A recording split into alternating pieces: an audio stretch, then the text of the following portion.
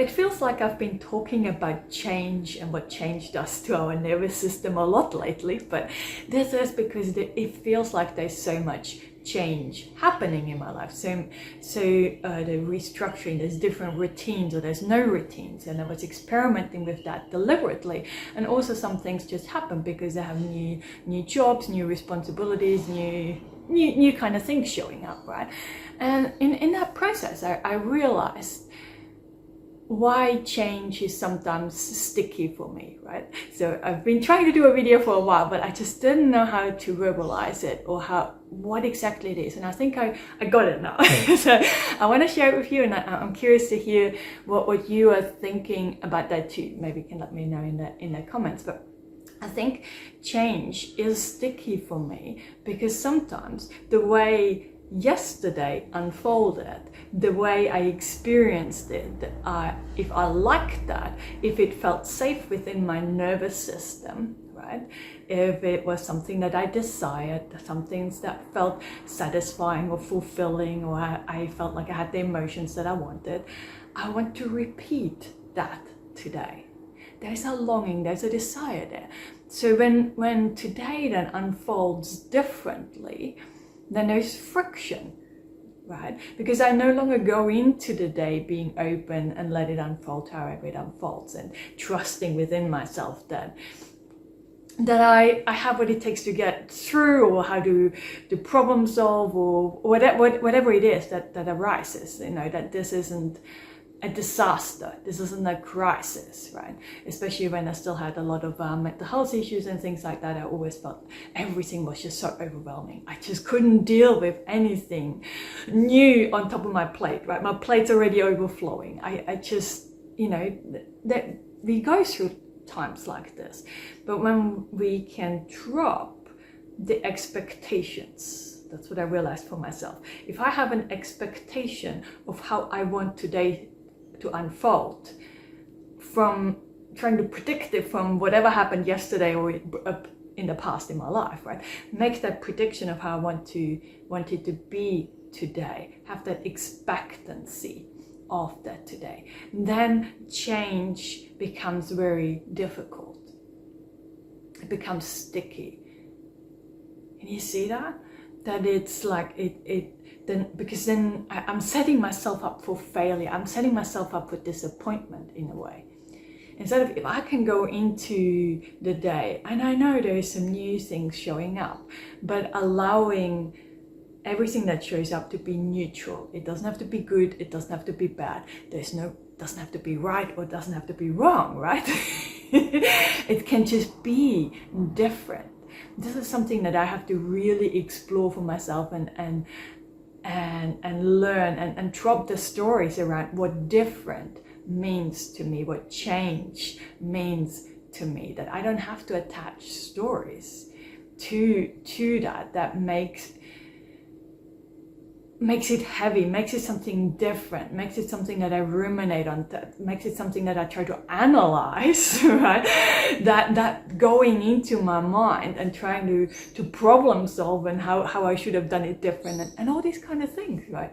I used to do that like crazy. And now that just catching myself, it's like, okay, here I am. This is new. And just being in that moment, not trying to reference it to yesterday or what happened in the past, not comparing it to something previously or in my own life, or comparing it to other people's lives, right? To do not compare, it just is. If I can just allow it to be just what it is, there is a different quality to it.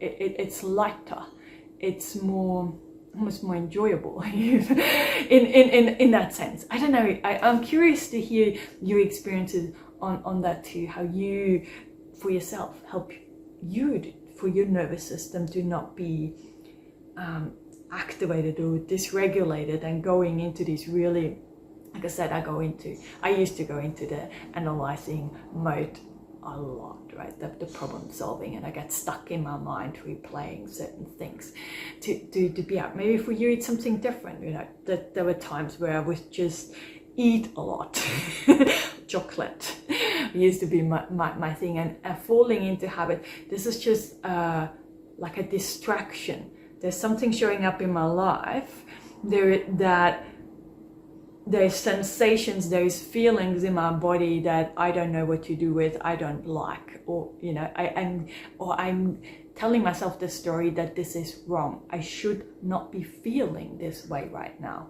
right? Have you ever done that? Especially if you had a lot of therapy and you've done a lot of work on the mental health issues kind of things, that there's often that's or for me that story coming up, right? You've done all this work, you've done all these courses and things like that. You should no longer feel this way. To really catch that story, right? Because when we can be neutral with whatever arises, that sensation, oh, there's a sensation. And these days I don't even try to label it anymore. For a long time, I know I've done a lot of videos on this, trying to help people, and for myself I've done a lot of courses on trying to label my emotions, name them, know what the sensation is and stuff like that. I dropped all this again. It's just a story.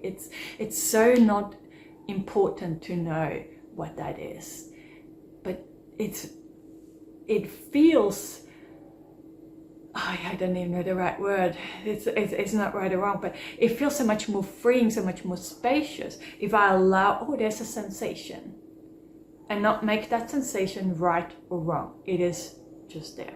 There's a sensation, and experiencing that and allowing that. And by doing that, I no longer, like, if I would say that I don't like that sensation, and I try to repress it and I push it in, it's like this trapped energy, right? And then I'm kind of dysregulated for the rest of the day. But if I just allow that to be and just flow through me, right? It's like I always say, it's like the weather patterns in the sky. They just move, right? The clouds just move, the storms move, but the sky stays untouched.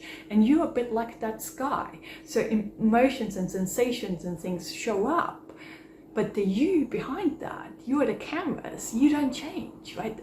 And for me to just trust in myself, or I don't even, that's not even the right word, I don't even know. I'm still struggling so much with coming up with the right words on how to actually explain that, but it is so incredibly freeing and spacious, perhaps effortless or ease, right? It's like almost the opposite what I used to experience with all my mental health crises, right? There was so much resistance and so much force and so much tension, right? That's what my whole body would tense up, and that is just that so much more ease and flow. Yeah. Okay, that's all I have for today. And I'm curious to hear your thoughts on that too. So see ya. Bye.